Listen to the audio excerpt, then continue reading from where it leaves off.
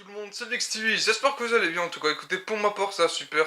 Alors aujourd'hui je vais vous donner mon avis sur le film Bumblebee, qui est sorti mercredi, bon j'ai 3 jours de retard. Et demain aussi je sortirai une vidéo sur mon avis sur le film Aquaman, même ça fera exactement 11 jours que le film est sorti. Et lundi je sortirai ma vidéo sur la bonne année, donc on commence tout de suite. Alors moi j'ai vraiment trouvé le film vraiment bien. Le film sur Bumblebee, je trouvais que faire un spin-off sur l'un des personnages de Transformers les plus connus, c'était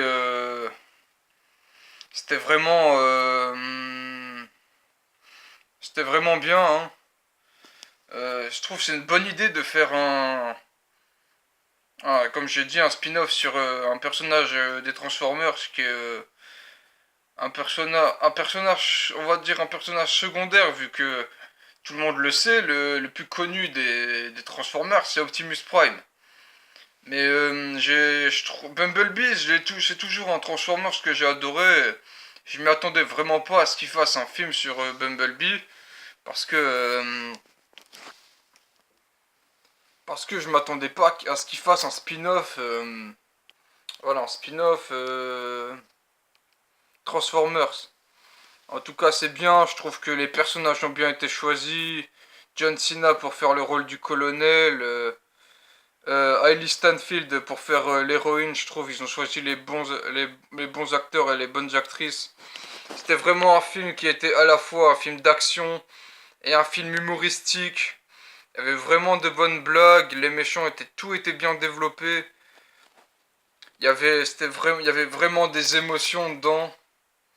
Il y avait vraiment le sentiment de l'amour, par exemple, l'humain, l'humain avec le robot, la sensation d'aimer en fait, comment se sent un humain avec un robot, et ça c'était vachement beau à voir parce que l'humain et le robot pour montrer que c'est pas parce que ils sont pas de la même espèce que c'est une machine et un humain qui peut pas s'aimer.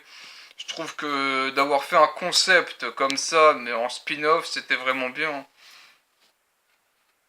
En plus, comme je te dis, il y avait des scènes marrantes, comme la scène où il rentre à la maison. D'autres scènes encore étaient marrantes, mais je vais pas tout vous spoiler, donc c'est pour ça qu'à la note Allociné, je mets un 5 sur 5 à ce film. Alors, bravo au réalisateur Travis Knight d'avoir réalisé ce film, car il a fait un bon travail. La coproduction, si je me trompe pas, c'était Michael Bay.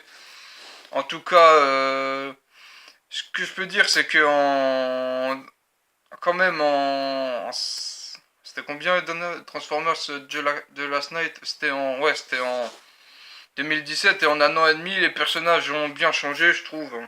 Pas trop changé, mais là ils a l'air ok, ça se passe en 1987 sans vous spoiler, mais là les Transformers ils sont un peu moins rouillés, mais on reconnaît que c'est les personnages et l'histoire était respectée, parce qu'il y en a quand ils ont tendance à faire un spin-off, comme par exemple avec Venom, même si Venom était bien, ils respectent pas forcément la véritable histoire des personnages, alors que là c'était respecté, alors que là l'histoire des Transformers c'était bien présente avec un astéroïde avec Bumblebee à l'intérieur qui se crache, comme on fait avec tous les autres Transformers quand ils se sont crashés sur Terre.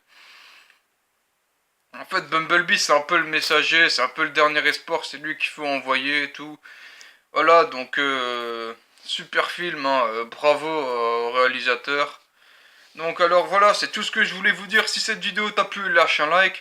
Tu peux aussi t'abonner à ma chaîne gaming et à ma chaîne manga, m'ajouter sur la PlayStation, sur la Wii U, sur Mythosis et sur les jeux où je joue en ligne. Il y aura aussi le nom de mes réseaux sociaux. Il y aura aussi mes sites internet où je suis sur DeviantArt. Je vais bientôt faire de nouvelles œuvres, hein. Je suis en préparation, je suis toujours en préparation sur le clip John Connor. Là, je viens de finir la sono, je veux dire, je viens de finir l'instrumental. Sur mon compte DC Planet et Marvel World. Il y aura aussi mes réseaux sociaux. Alors voilà, c'est tout ce que je voulais vous dire. Et demain, je sors une vidéo sur Aquaman dans les environs de 13-14 heures. Et ben, on se retrouve demain pour une nouvelle vidéo.